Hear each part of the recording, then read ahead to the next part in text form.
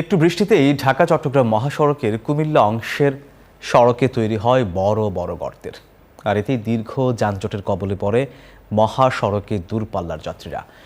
এ নিয়ে কুমিল্লা থেকে আরো খবর জানাতে সরাসরি যুক্ত হচ্ছেন আমাদের সহকর্মী মহিউদ্দিন। মহিউদ্দিন, কবে এই ভোগান্তি থেকে মুক্তি পাবেন যাত্রীরা? কর্তৃপক্ষ কি বলছেন? সোহাগ, আপনি যেমনটি বলছিলেন যে ঢাকা চট্টগ্রাম মহাসড়কের এই লাইফ লাইন যে সড়কটি রয়েছে কুমিল্লা ক্যান্টনমেন্ট এলাকা নাজিরাবাজার যে আমতলিক নামক স্থানে, এই জায়গাটির মধ্যে দীর্ঘদিন ধরে এই পানি জমে বড় বড় গর্ত হওয়ার কারণে এই মহাসড়কে দীর্ঘ যানজট সৃষ্টি হয়েছে। তবে এই সড়ক বিভাগ বিভিন্ন সময়ে এই জায়গাটি নিয়ে তারা বিড়ম্বনার শিকার হয়েছেন।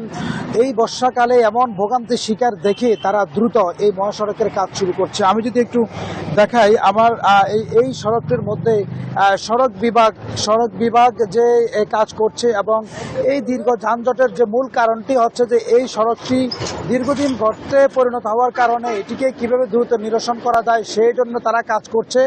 এবং এই এলাকা থেকে যে চট্টগ্রাম থেকে যাওয়ার পথে ঢাকামুখী যে মহাসড়কের যে দুটি লাইন, সেই দুটি লাইনের মধ্যে একটি লাইন বন্ধ রাখা হয়েছে, আরেকটি লাইন দিয়ে এই সিগন্যাল দিয়ে সেটিকে এখান থেকে গাড়ি পার করা হচ্ছে, যার কারণে পিছনের যে সারিবদ্ধ যে গাড়িগুলো রয়েছে সেটি একটু যানজটের কবলে পড়ছে। তবে দীর্ঘ যানজট নয়, ধারাবাহিকভাবে সেটিকে 2-3 মিনিট পরে এই রাস্তা ক্লিয়ার করা হচ্ছে এবং গাড়ি যাতে করে দ্রুত এখান থেকে যেতে পারে সে তারা ব্যবস্থা করছে। মহাসড়কের এই আমতলী এলাকাতে দীর্ঘদিন থেকে এই সাধারণ মানুষের যে কবল, সেই কবলের যে সমস্যাটি রয়েছে সেটি তারা এই মুহূর্তে তাৎক্ষণিক এই বর্ষাকালে কাজ না ধরতে পারলেও তারা ইট দিয়ে সোলিং করে দ্রুত এই মহাসড়কের দূরপাল্লার যাত্রীদেরকে কিভাবে তাদের গন্তব্যস্থানে তারা নিতে পারে সে ব্যবস্থা করছে। তো এই ছিল কুমিল্লা মহাসড়কের আমতলী থেকে আমার কাছে সর্বশেষ।